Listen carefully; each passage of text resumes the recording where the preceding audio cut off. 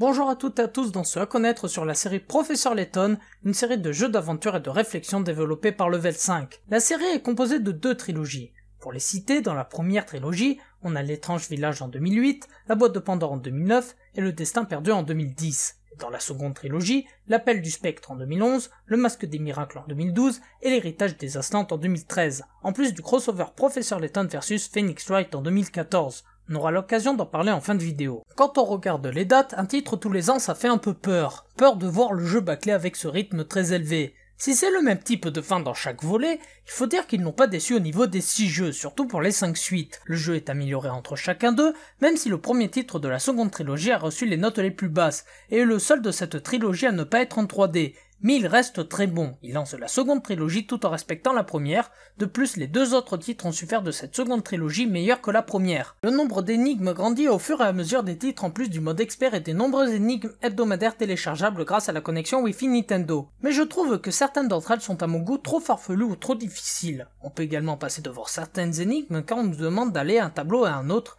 et on ne pense pas forcément à s'arrêter entre eux pour en résoudre. Mais ce problème est vite réglé grâce à Mamie Mystère qui nous permet de résoudre les énigmes qu'on a passées. C'est plutôt pratique quand on doit résoudre un nombre d'énigmes obligatoires pour passer, toutefois la musique de fond pour chaque énigme reste la même pour chacun des jeux. Donc si vous avez déjà joué à un jeu Layton, vous avez sans doute fait une overdose de cette musique, surtout quand on est bloqué dans une énigme obligatoire pour avancer et qu'on n'a plus de pièces SOS.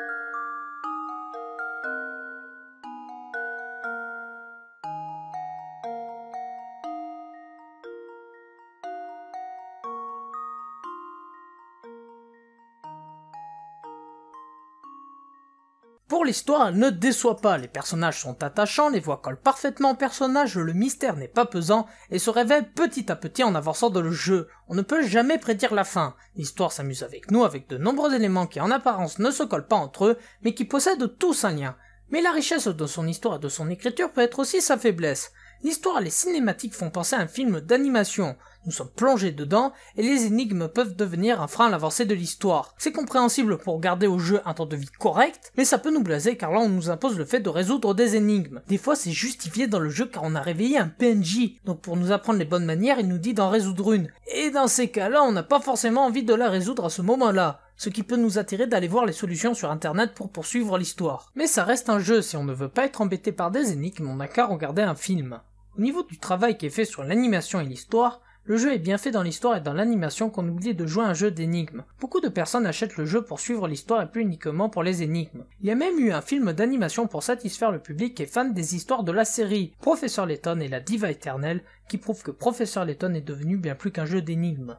Pour vous dire, c'est la seule franchise qui a réussi à me faire pleurer grâce aux personnages qui arrivent à transmettre leurs émotions. Les flashbacks ne sont pas là pour couper le rythme, mais juste là pour nous montrer ce qu'il y a eu avant l'étrange village pour nous apprendre plus sur le passé de Layton. Ces flashbacks de Layton arrivent aussi à incruster les autres personnages, permettant à comprendre leur situation dans le présent. Dans les points négatifs, on a tout d'abord la répétition du jeu. Un événement perturbateur arrive, Layton et Lurk s'embarquent dans une aventure et doivent résoudre le mystère en résolvant des énigmes. Le mode de déplacement, la manière de trouver des pièces SOS, de trouver des énigmes ne change pas. Certes, c'est la définition d'un jeu Layton, les gens achètent pour ça. Toutefois, certaines personnes ne peuvent s'en lasser et penser qu'on leur sort le même jeu, mais juste avec des énigmes et une histoire différente. Les concepteurs pourraient prendre un peu plus de risques dans le gameplay pour la troisième trilogie. Les mini-jeux sont un bon point pour éviter la répétition, mais ce n'est pas suffisant. Peut-être changer le mode de déplacement qui a son avantage, mais peut devenir lourd à partir de la moitié du jeu quand il faut parcourir de grandes distances. Ainsi que la façon de gagner des pièces SOS qui consiste à taper sur l'écran pour les trouver et qu'au final on se met à taper un peu de partout sur l'écran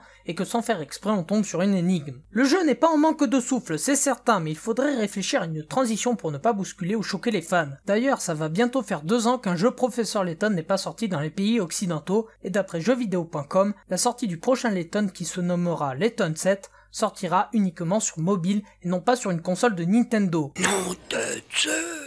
Mais bon, ça reste une information de jeuxvideo.com, c'est aussi fiable qu'une information de Madame Irma avec sa boule de cristal. Bon, maintenant que tout est dit sur la série Layton, je vais maintenant passer au crossover, Professeur Layton versus Phoenix Wright. Ce fut une très grande surprise pour moi et pour les fans des deux franchises qui ont vu réunir ces deux jeux d'aventure réflexion offrant à la franchise Ace Attorney plus de visibilité. Dans le jeu, on va alterner entre les énigmes et le tribunal. Même si le jeu a été très bien accueilli par le public de voir ces deux grands enquêteurs réunis, il a oublié de lui reprocher sa longue durée de vie, à cause notamment du dictaticiel qui dure un quart du jeu. Après, la durée est justifiée par la complexité du jeu, mais il est quand même adapté pour des joueurs de Layton qui découvrent Ace Attorney, ce qui laisse au dépourvu des joueurs de Phoenix qui découvrent Layton, même s'ils sont rares. En plus, ça se ressent quand on joue le rôle de Phoenix Wright. Les deux personnages ne sont pas équilibrés, Layton ayant un rôle beaucoup plus important et qui apprend le métier d'avocat à Phoenix. Ils ont aussi trop de respect envers l'un et l'autre et ça devient très pénible, d'où le fait que les procès deviennent un peu lourds et l'idée de compléter les blancs avec de la magie est un peu facile, sans doute à cause du peu de temps pour développer ce crossover aux univers très complexes. Malgré tout, mettre en jeu ces deux univers était très ambitieux